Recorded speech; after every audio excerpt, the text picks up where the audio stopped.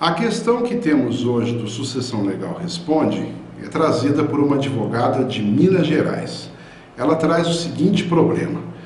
Uma empresa, uma sociedade limitada, que tem 3 sócios, detendo cada um, respectivamente, 20%, 25% e 55% das cotas, tem um problema de relacionamento com o sócio majoritário. O sócio majoritário prestou garantias pessoais, dando avais e fianças em negócios fora do contexto social, não cumpriu essas obrigações e está sendo hoje cobrado com relação aos seus credores.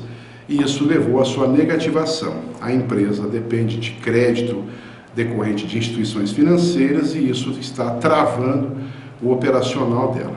E a colega advogada pergunta, o que fazer numa situação dessas, se é o sócio majoritário que está causando os problemas, né?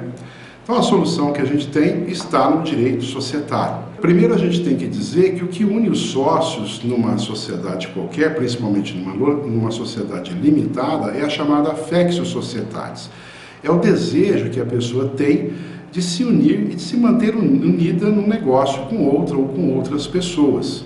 Essa situação, essa condição, a affectio societatis, ela diz respeito a características pessoais, a competências e a comportamentos, a condutas, ao caráter que a pessoa detém, para que ela atraia, então, esse interesse em que outra seja sócia dela.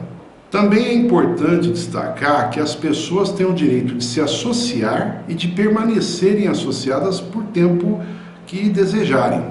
Não é possível que a pessoa permaneça, então, associada contra a sua vontade, mas sim que ela tenha a liberdade de, em um determinado momento, decidir por sua saída do empreendimento.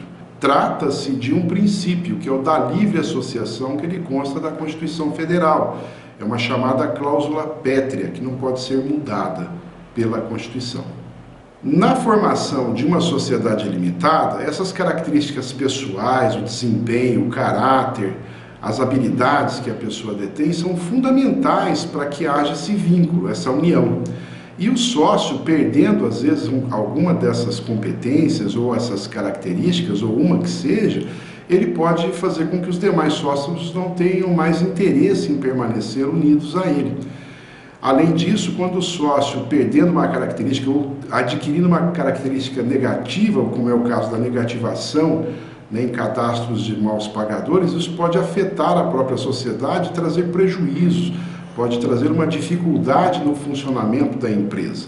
Então, numa situação assim, é plenamente possível pensar, e buscar a exclusão desse sócio causador desse tipo de problema.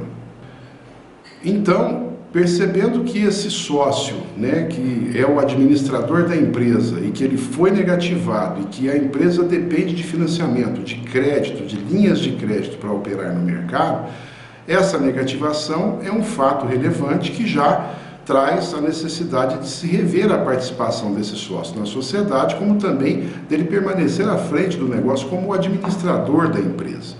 Então, isso pode deflagrar aí a busca de uma solução, sim. E é interessante notar que, mesmo o sócio majoritário, detendo 55% das cotas do capital, ele poderá ser excluído pelos demais, pelos minoritários. No exemplo, os sócios minoritários, um detém 20%, outro 25%, somando 45%.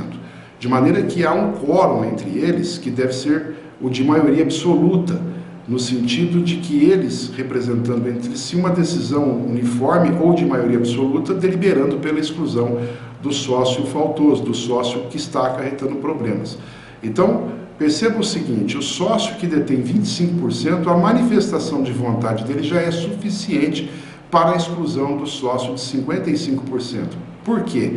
Porque ele já, em conjunto com o sócio de 20%, ele já representa a maioria absoluta dos sócios que estão pretendendo a dissolução da sociedade em relação ao sócio majoritário. Nessa situação, o sócio majoritário não tem o poder de impedir a dissolução em relação a ele, ou tem o poder de decidir contrariamente, porque essa deliberação dele é uma deliberação que não conta, porque ele vota no interesse próprio.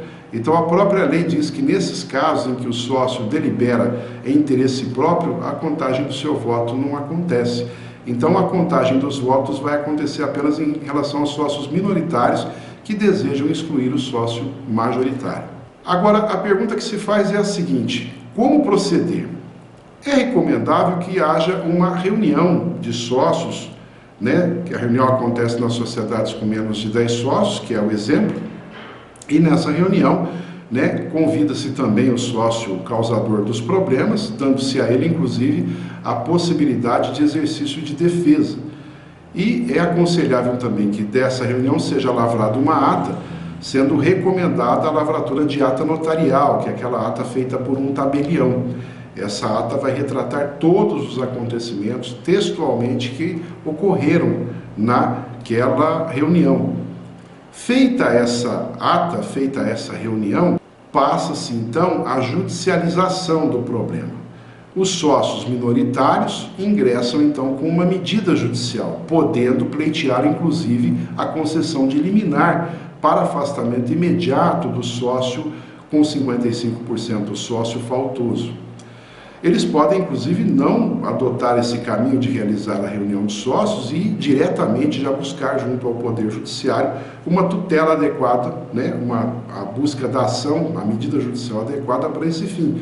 A recomendação é que haja essa reunião porque ela vai municiar melhor essa medida judicial e vai servir também para delinear para o órgão julgador, o juiz no caso, a possibilidade de uma decisão liminar. Fica mais claro para ele o que está acontecendo.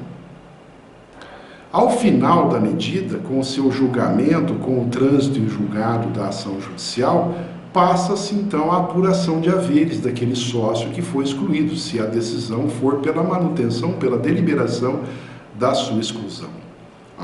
Ao contrário, se ficar decidido que a exclusão não é válida, a sociedade continua com sua vida aparentemente normal, embora com esse conflito imanente, existente nas suas relações entre os sócios. Então, é isso que a gente tinha a dizer sobre a exclusão de sócio majoritário. É um caminho possível, embora não se possa dizer que seja um caminho fácil, porque todo conflito traz, de uma certa forma, uma grande dificuldade na busca de uma solução. É isso. Se você estiver gostando de nossos conteúdos, inscreva-se em nossos perfis junto às redes sociais. Assim você poderá interagir e nos apresentar problemas, trazer discussões que buscaremos responder. Vem com a gente!